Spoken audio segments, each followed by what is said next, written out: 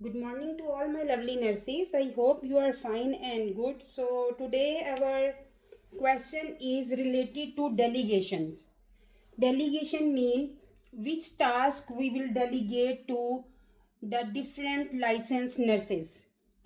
So, our question is the charge nurse is supervising administration of a blood transfusion to a client with the gastrointestinal bleed by a RN who is assisted by a LPN and UAP. So first, RN is registered nurse, LPN is licensed practical nurse, UAP unlicensed assisted personnel. Mean the UAP who don't have the license. But the licensed practical nurse and the registered nurse both have license, but RN is the senior one. In the easy explanation, RN is a senior person, charge nurse is more senior person, RN is senior than LPN, and LPN and RN charge nurse all are senior than UAP. So the charge nurse should intervene if the RN. So where charge nurse should have to interrupt the registered nurse, which order she give to the UAP or the LPN, that is not good. So we will, before going to the options, I will explain you the 5 rights of delegation. When you understand the 5 rights of delegation, you will not be suffer for any delegation question. So what is the 5 rights of delegation? So 5 rights of delegations are right person,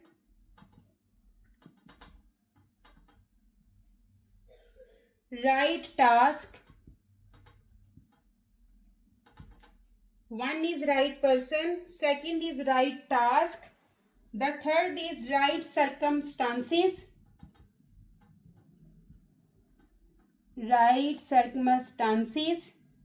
the fourth right directions and communication, right directions and communications, 1, 2, 3 and 4, and the fifth is right supervision and evaluation.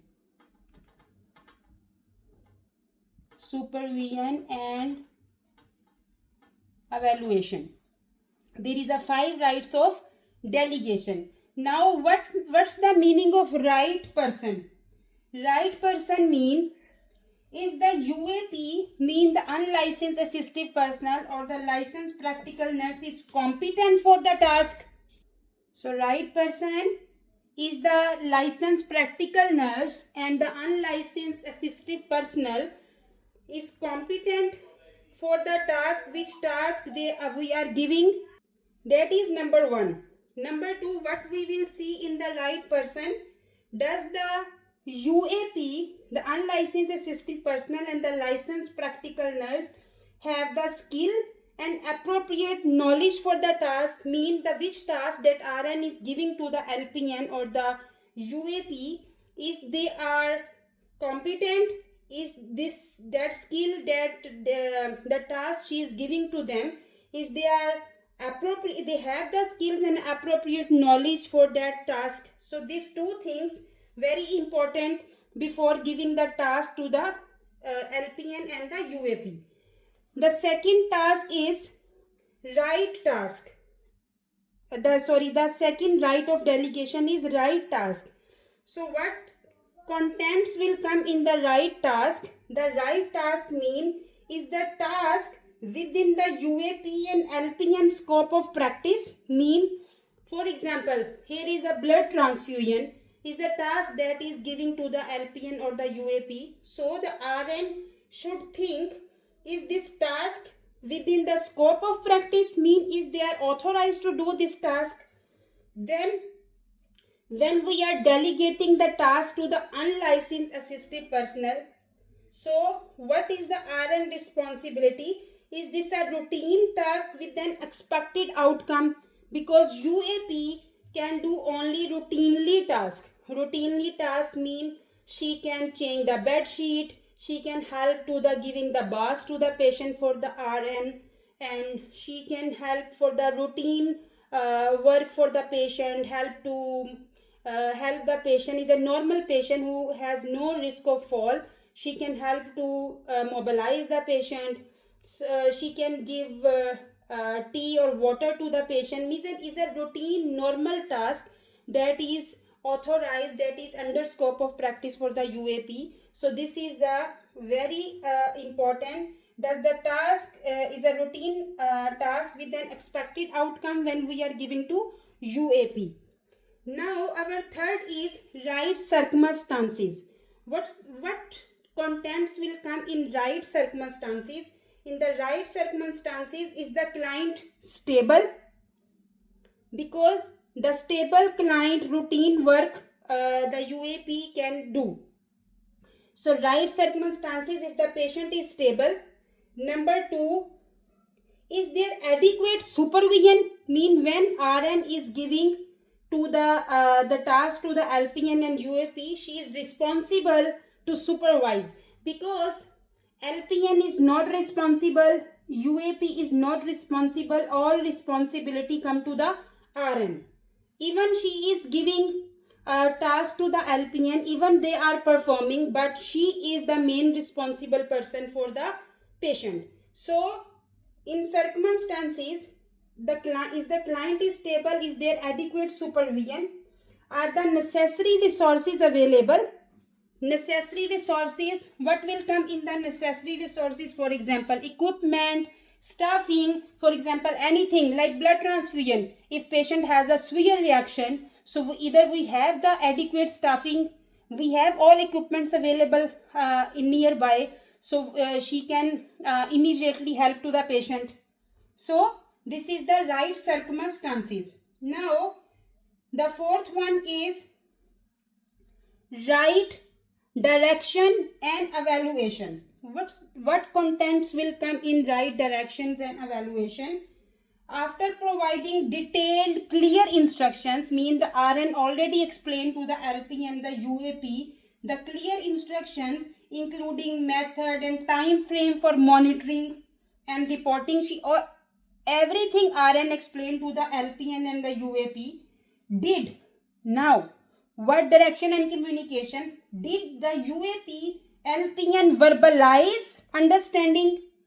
Mean she repeat, she understand whatever RN said, the UAP and LPN understand the directions and the communication. Does the UAP or LPN has any question? Maybe they have some queries, so they should clarify with the RN before the performing the task. Now our last is right supervision and evaluation. The right supervision and evaluation, the contents will come. The RN monitor the task and intervene if needed. RN is responsible, she is supervising them. If she see they are doing something wrong, this is her responsibility to intervene and explain them what is right and what is wrong. So was the task performed correctly? What she will supervise and evaluate in the evaluation? Was the task performed correctly? Was expected outcome achieved? Mean the task they did correctly. The correct outcome achieved. Was the LPN and the UAP provide feedback? Mean what they learned, what they understand, what they learned from mistakes, or either they did good job. So whatever they understand, that is the feedback. So the LPN and the UAP provide the feedback that will come in the right supervision and the evaluation. So the RN, the main thing, the RN will remain responsible for client outcome. Any outcome will come, either is wrong or good or bad, any outcome will come, at the end RN will be the responsible for the outcome. So RN, why I explained the 5 rights? Because this is RN responsibility. The RN should only delegate the task that satisfy the 5 rights of delegation and are within the delegatee scope of practice. Mean delegatee, who's delegatee? LPN and the UAP. And the RN should only delegate the task if LPN or UAP they are in the scope of practice and in the 5 rights of the delegations. Then she will give the task to the LPN or the UAP according to their scope of practice. Now we will come to the options. So our first option is ask the LPN to report the color of the client next bowel movements. So what RN is telling to the licensed practical nurse, she has a license, okay?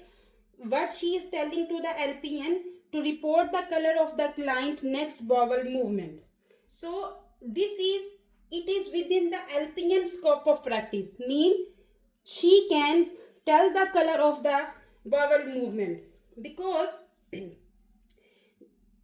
is within the LPN scope of practice to perform focused assessment. She can assess the patient.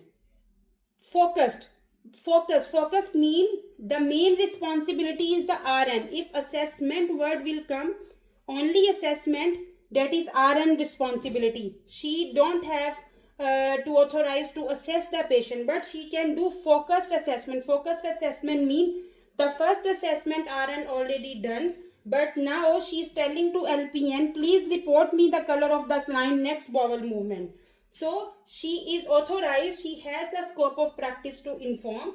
So the RN retain responsibility for following up on the finding and intervening as needing. Mean, for example, if the LPN will tell any bowel movement the color, then RN responsibility to inform the healthcare provider of dark, terry stool, mean any color of the stool is there, that is RN responsibility to inform the healthcare provider. So this is our incorrect option, because the charge nurse should intervene if the RN, which task that the RN delegate to them was wrong.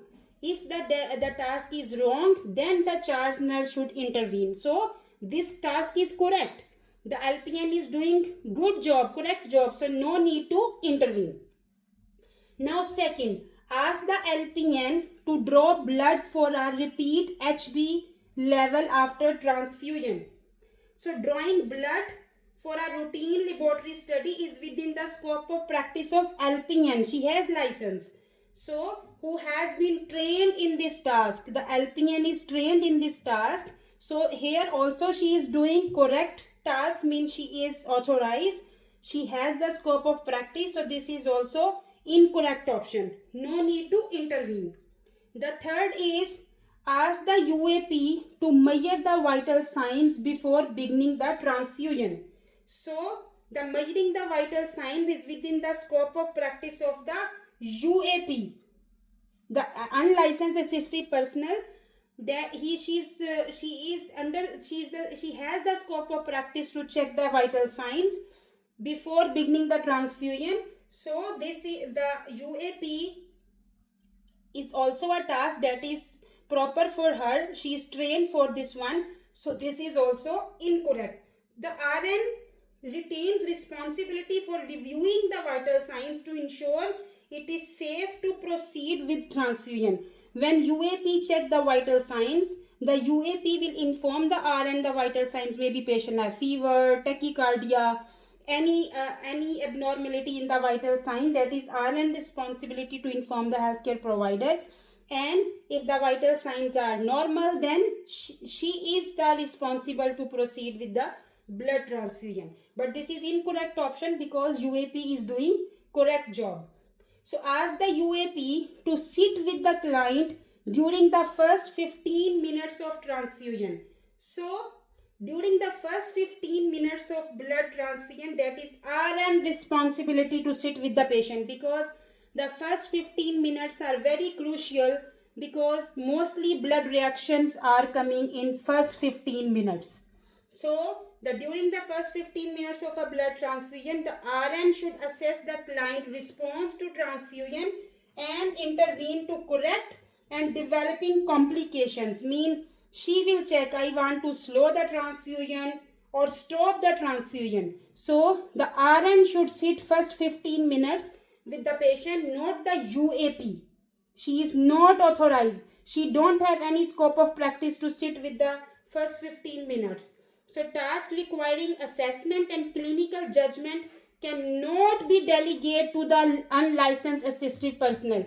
So the clinical judgment, assessment, education, this all are coming to the RN responsibility. Please watch my video. There is a lecture regarding the delegation of the all nurses. That is very important, so you can solve any question related to this. So the RN cannot authorize to UAP to sit with the patient for the first 15 minutes. So this is our right answer.